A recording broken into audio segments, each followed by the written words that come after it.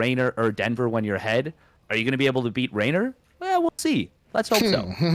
Our first player in the bottom right, he is the Ukrainian Terran player representing StarCom Gaming. It is Cass. And his opponent, the Red Zerg player, representing Clash and one of the cable of amazing Zergs. It is Reynor. Captain Spaghetti. What would his superhero name be?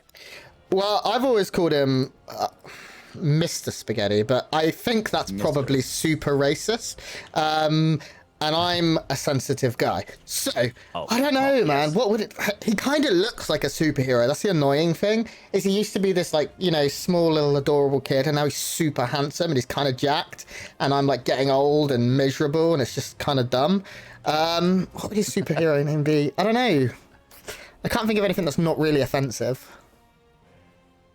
Yeah, I mean, I think Spaghetti is okay because he was already... I think he was calling himself Spaghetti Boy. Yeah, he does, he does. We can get away with it. And like his Discord emote, or his Discord emote is like a piece of pizza with glasses. It is. Which is amazing, by the way. It is. But yeah, no, I don't know what it would be without having something to do with Italian food. Yeah, we're kind of leaning a little heavily into cliches, but I don't hate it, Dave. I really don't. Okay, so... Hatchgas pool here from Reynor. Opening very standard, showing some respect here. Not just going to go for a 12 pool and try and end this in 4 minutes here on Lightshade, which isn't the biggest map in the pool. Not the smallest either, of course. Cass going for a Reaper expand here. Everything very standard to get things going. And I'm expecting probably Cass to take quite a delayed third and try and make a lot of Marines and Marauders and pressure with Stim 1-1 combat shield. Reynor, I think he's going to play very heavy Ling Bane. I don't know. I'm trying to think if I've cast much of him. I don't think I've cast him yet this event. If I have, it wasn't in this matchup. I'm not sure if he is playing Muta or if he is playing the Lurker style or both. We'll keep an eye to see what he is planning. What would you play, Dave? Go on. You're a Zerg GM player. You're bloody good at this game. A lot better than I'll ever be. What would you do if you were Reynor? Well, first things first, I'd have, already a lot of money. Been knocked out of this tournament, most likely. But, Reynor, he is very, very... Oh, nice, Reaper, forcing a couple of buildings right there. He is a big fan of that Ling Bane style, the max Ling Bane off, like, 75, 80, 90 drones even. Almost gets a denial on a hatch and then almost loses the Reaper, but Koss does manage to get out there. Now, that's a little bit annoying because he actually gets the healing interrupted, which means he can't go in and try and snipe any creep tumors. That's actually a big deal. He's actually going to send it back home. Of course, the Reactor Hellion coming down from Koss. This is something very interesting here out of Reynor is he's gone very, very early Overlord speed. And Koss, in his previous series, has not been shy about going for stuff like battle cruisers or, things that aren't necessarily all-ins, but that are definitely the kind of scenario where if you don't scout them, it's not ideal. It's not ideal. This is a weirdly timed third CC. It's really, really quick. Well, it's not the quickest, he misses putting that on. It's not before the starport. Yes. But it's before the Hellions. Yeah. I'm not certain as to why this is. It could have just been a slight mix-up. Usually, if you're going fast 3cc, as you said, it is as the factory finishes, you throw down your third, then you do the starport, blah, blah, blah, blah. Hellion 1 on the way. Cloak Banshee's coming too. This is a weird build because he can't really afford everything. Overlord speed is now going to finish, but how much did Reynor get to see here? Okay, absolutely everything he wanted to see, to be honest with you, because he has 2 Overlords now flying around being frustrating. So Reynor knows everything. What is his reaction going to be? For now, it is just hold down that D key, get a bunch of drones. Currently going up into the 40s. He's going to go up for a quite relatively well-timed glare. Interested to see if he takes his gases on his natural or his third relatively soon. That, I guess, kind of gives us an indication of what's coming next. Stim coming in here for Cass. He is just going to look to play this relatively slowly into a mid-game with Cloak Banshees trying to find damage, but I think it's unlikely. I'm surprised he didn't cancel Cloak. He did, right? And then restarted it. And then cancelled it again. Okay. So it was a really, really funny interaction right there. He started Cloak, and then he saw the Speed Overlords. The first one went away, and then he canceled it in view as the Overlord was leaving. Then he restarted it, and then the second Overlord came in and scouted that it was started again, and then he left again and canceled it for like third time, and well, that Banshee gets nothing done. Did it even? No, it got no drones. No drones. It got absolutely nothing. Yeah, Banshees as well. Some the kind of units you like to make in twos, ideally, so you can one-shot a drone light even despite Spore Crawlers. The Speed Overlord does look like it will finally go down. I mean, Reynor's good, but I don't think he can quite make the magic happen. I really had to stop there in case. Stim getting close to completing 1-1 on the way. How many racks are we currently going up to? It looks like just 3, so nothing very aggressive. Double upgrades coming in. I do think Cass may struggle a little bit here to hold on to his third, especially losing these Hellions. And Reynor's creep spread is starting to get really quite good quite early across a couple of avenues. And once he takes his fourth and connects it up there, he's going to be able to get through to the middle of the map across like every avenue very quickly. Baneling that's completing as well. There we go. There's that swell of Lings I kind of expected. Baneling speed. I think this third is going to be very tricky to hold on to until there's a few more tanks out. I don't think we're going to see Reynor get aggressive. Okay. I think he's just going to play defensively with that, but set up to, like, really shut down and push hard. But you said it best. That creep spread is getting out of control. It's already crossing the middle of the map. Yeah. He's taking down. So I want to talk about these rocks at the top side that he's taking down. On the right, just kind of to the right of the at base. These have become very recently the most important rocks on Lightshade, because you can set tanks up all along this kind of high ground location, and any time that you can just open up the path to make it easier to get there, that's going to be really good for the Zerg. Yeah, and Cass has a small group of units out right now. Doesn't want to go too far forward. He wants to try and stop this creep, obviously, because it is very, very scary. But there's only 2 medevacs out, so Cass really can't afford to be too ambitious right now. In terms of Lings, we're looking at 52 Lings. They're +1/+1, about halfway done. They're kind of having a dance right now. Queen's very, very far forward here. If Cass can stand and win this fight, he's just like 8 Marines shy, which doesn't sound like a lot, but is a lot. If his whole army was there, he could have taken that. But the creep, again, it keeps growing. Reynor double expanded to 4th and 5th. Cass adding on a bunch of barracks. His combat shields will be finishing now, making that army that little bit tankier. But it's still scary because he can't move forward with tanks, and this creep is literally in his face already. I'm very, very worried for Cass here. He has to play this very slowly at this point. Getting a 4th is going to be tricky because of the maneuverability of the Zerg army. Trading is going to be hard. Dropping difficult because there's overlords everywhere. Maybe the space down here in the west is open. But we have a fight going on in the middle of the map. There's a few banelings here. Yeah, Reynor about to finish up his 1-1, which is going to give him a big power spike. We are seeing an 8 racks out of Cass, but he's got so much creep to go through. He just, with his first scan, pushed it back to the middle of the map. The midpoint of the map. It's crazy. And even then, not really. Oh, and he's going to lose a tank here. These tanks are so valuable when you're only on 1 factory. Yeah. We already have Hive coming down for Reynor. The 2-2 timing of Cass is not faster than that of Reynor, despite the fact that he finishes 1-1 about 30 seconds earlier or so. Oh, look at that. We actually see a really nice Contaminate. I mentioned the fact that the factory is really important here. Contaminating that is absolutely huge, and that is such a great move from Reynor. Reynor sees the 8 racks. Can we check Reynor's vision to make sure that he has seen him? 1, 2, 3, 4. Oh, he's seen 4. Where are the rest? Where? Oh, he actually didn't see the natural. Okay, that's actually pretty important. He's got so much creep spread though. That being said, Cass has a lot of army supply. Ooh, run by on the bottom side.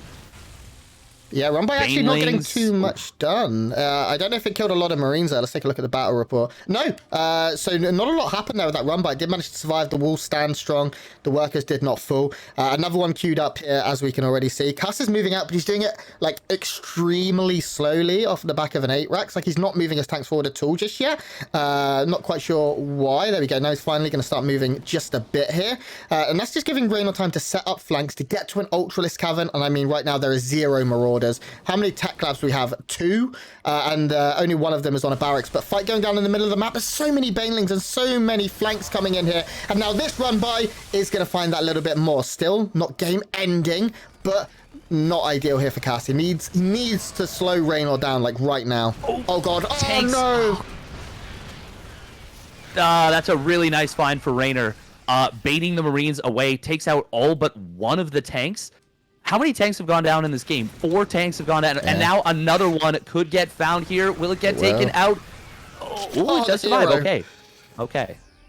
Reynor throwing away a lot of lings there, but at this point he's on like what 7, 1, 2, 3, 4, 5. I can't count any higher than that without using my toes. Reynor's on a whole bunch of bases. He's got ultras on the way. He's got those crackling adrenal glands nearly done. His chitinous plating is about 1/5 of the way done.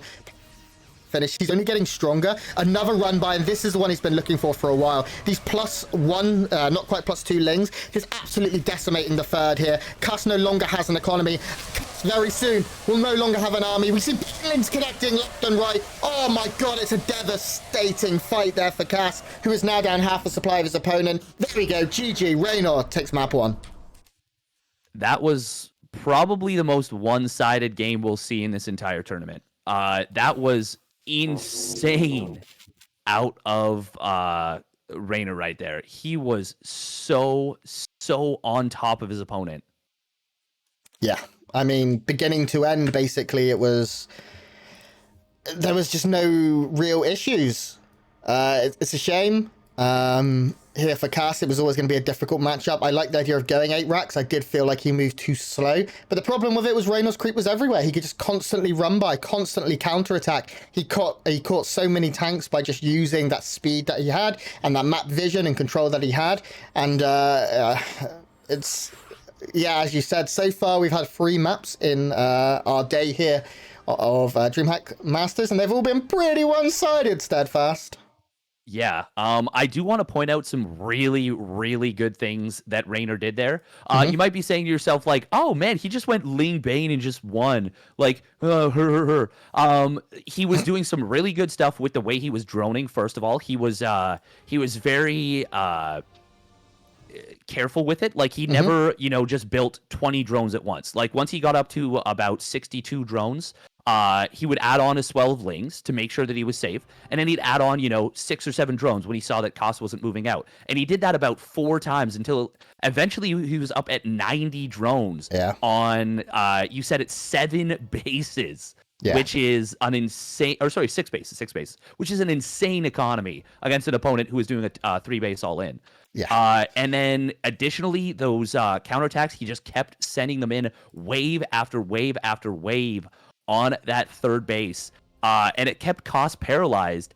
And the only real threatening point that Koss had was when those tanks were trying to push across the map. But 3 of the 4 tanks got taken out, and that immediately took all of the steam out of the push. I don't know what Cass can do differently. That's the problem. Demaga leaves the lobby as we hit 1 on the countdown. That's impressive. We will get into our next game very, very soon, guys. That was obviously a fairly quick one-sided game, but we are not privy to the vetoes. I do not know which one is Cass's map choice. I can tell you that one. Is it Oxide or was it the first map? It's definitely Oxide, yeah. Okay. 100%. Yeah, Lightshade is probably the best or second best Zerg map in the pool.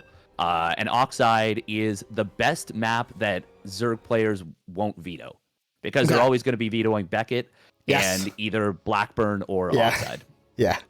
Yeah, usually we've been seeing a lot of Beckett and Blackburn. I'd like to see the vetoes if that's one thing that we could change in the future. I really enjoy that whole process.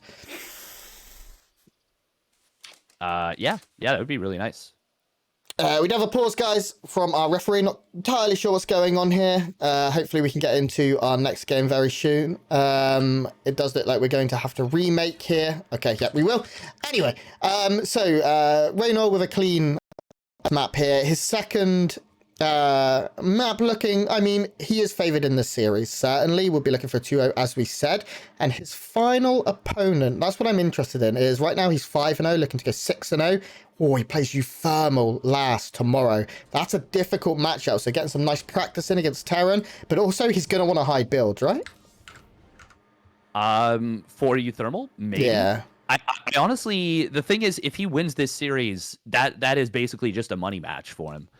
He obviously he wants to win because, pride and everything, and of course 125 USD is that's another pair of sunglasses for him. Like he's got to keep that. That's not. That's one lens for him. As he wears. Yeah. We can't afford those here as commentators, unfortunately. Those Gucci glasses. That kid has so much like that kid is cooler than I'll ever be, and I'm twice his age almost. It is brutal. We will be getting into our next map very soon. We did have a couple of problems with our Russian team getting in, and of course we don't want to. Reynor was queued up as Terran. Good guy. I didn't notice. Good guy, Demaga. Yeah. Covering everyone, and then Reynor says, "Oh, you know what? I got you." So just a nice little coverage from the oldest pro gamer in Demaga, covering one of the youngest in Reynor. I would say in that last game we saw the swagger of Reynor right there. He hard flexed on cost right there with just the creep spread, the counterattacks, and just literally it felt like we were watching like a man perform surgery on someone when they were having a fist fight, you know? Yeah, I'm like, he killed Cass with Lings and Banelings. Like, did he make any tier 2? I think he did in the end make a Viper to hit one Blinding Cloud. Viper, he had Ultras on the way. He has, But it wasn't even necessary. He didn't need it. No. And obviously this is a little bit of a mismatch. It's going to happen in these tournaments. All of these players are, of course, professionals, like absolutely would roll me every day of the week. Maybe not you, who knows? But to even get here means you're a very extremely good player. But even then, the difference between first and 32nd is going to be immense. Reynor talks so much trash in lobbies as well. It's so good. I wish we could talk about all the things he says. He actually tried to play a TVT against Cass because he's watched Thermal's YouTube videos. What can you say? He's bloody Reynor. I hate people that are just so like. Do you ever see people that are just so naturally talented in everything they do, and you're just like, fuck you. Yeah, you're like, I'll you never want to be mad because you're like, this isn't fair. You shouldn't be allowed to be this much better than everyone. But they're just like so good natured. They're like, oh You man, can't- yeah, like a little video game. It's so good, and you're like, screw you. This is not fair. You shouldn't get to have Gucci sunglasses and be, you know, this confident and skilled and It's just cruel. And also, like, he's got so much charisma. Like, if he was to come and commentate today, he'd make me look like a freaking idiot. And he's done it, in fact. And I have some stories. We'll introduce the players and I'll tell some. Our first player in the top right, looking to complete some kind of comeback. It is StarCon Gaming's Ukrainian Terran player, Papakas. And his opponent, spawning down in the bottom left, representing Clash. It is the red Zerg player from Italy. It's Reynor, and he is looking to cement first place in this group. With the win right here, he does it, and I mean, this is probably the group on paper that was the most locked up. I think when you looked at it before the games even started, because the only players I would say that could really compete with Reynor, you know, it's funny because he's actually dropped a map to 3 players, but the only players that I would say are a threat to beat him in, you know, consistently would be someone like Clem, someone like Cyril, maybe someone like Lambo, someone like Showtime, someone like Hero Marine. Even then, I not wouldn't say necessarily DNS, either. Thermal, he's been good, though. Strange. Yeah. I'm completely with you there. Reynor has come into this. He did make a few jokes because Happy, the ex-StarCraft 2 and actually still current StarCraft 2 player, and Warcraft 3 absolute current legend, he went undefeated in his group in his tournament for the Warcraft 3 DreamHack. And Reynor was like, oh, someone joked that Reynor needs to do the same, and he was like, yeah, no worries, and he hasn't. We've seen some vulnerabilities out of him, but we also have from Clem, I believe Lambo's currently the only undefeated player, which is insane and very exciting. But more importantly, Reynor's story time. I was casting with Creighton. I can't think what event it was. I can't remember. It was probably a DreamHack or an IEM or something. And Reynor decided he was going to come into the lobby to watch the game, and then decided to say everything that was going to happen like 5 minutes ahead of what was going to happen in observer chat. And he was 100% right. Like, everyone else, we're all going, oh, I think it could be this or this or this, because it was weird. It ended up being like a swarm host per game or something. Called it from like the first gas timing, and we're like, this is a joke. So yeah, kid can commentate better than me. He can play better than me. He looks better than me. And honestly, I think we should probably just put him down and make the world a fairer place if we were to yeah, just throw him off a bridge. Anyway, overlord speed again here from Reynor. Can I threaten to kill players? Heyoka, can I have a ruling on that? No, hang on. That wasn't a threat, but let's make that clear before Twitch, shuts down the stream. That was a a friendly piece of advice. Yeah. Or no, sorry. That was that. See, you were just saying you want my programming career to take off. Yeah. So how that would happen is that kill we'd have to throw out 75 pro gamers off a bridge. Precisely. And then maybe I could make round of 32 of something. Okay. Viking coming out nice and early here from Cass. Going to be able to push back the Overlords, adapting a little bit from the last game where he tried to go Banshee and spectacularly failed with that. We've got a lot of Hellions coming out as well, going up now to 6. I think between like 6 and 8 is pretty standard. Viking going to chase down this Overlord and probably get the not frag on that. Instead going to go for a different Overlord. Spicy. Oh, no, changing his mind. Doesn't know where he's going. So Reynor did manage to get a pretty decent scout, despite the fact that it was a Viking opening. There's so many Vikings coming in here. Yeah, this is this is a meme build. This is like something like Ruff might do. But yeah, you spotted it right there. So really great decision from Reynor, by the way, to go for this double Overlord Speed Scout. Oh, that's a nice find right there on one of those Hellions. Really big pick off. Because not only is it going to make it more difficult for Koss to maybe try a run by, he's not going to want to poke up. He's going to be feeling like he has to stay back, and this is going to be a fair number of roaches coming out of Reynor. And if he scouts in here and sees that it's double Viking coming down, he is just going to absolutely crush his opponent. But we're actually going to see Koss trying to all in with this. He's going to go for landed Viking Hellbat. And I've never seen this before, and it is going to fall so hard on its face, it's going to make your head spin. No. We're commentators. We have to pretend it's going to be really close. Okay, so Koss going for a very unique build here, something only a man of his experience would have the confidence and the gall to do. This is how commentators do it. But Reynor already sitting at nearly 10 roaches, and if there's anything roaches like, it's landed Vikings and Hellbats. Behind this, Reynor's drone count still very good.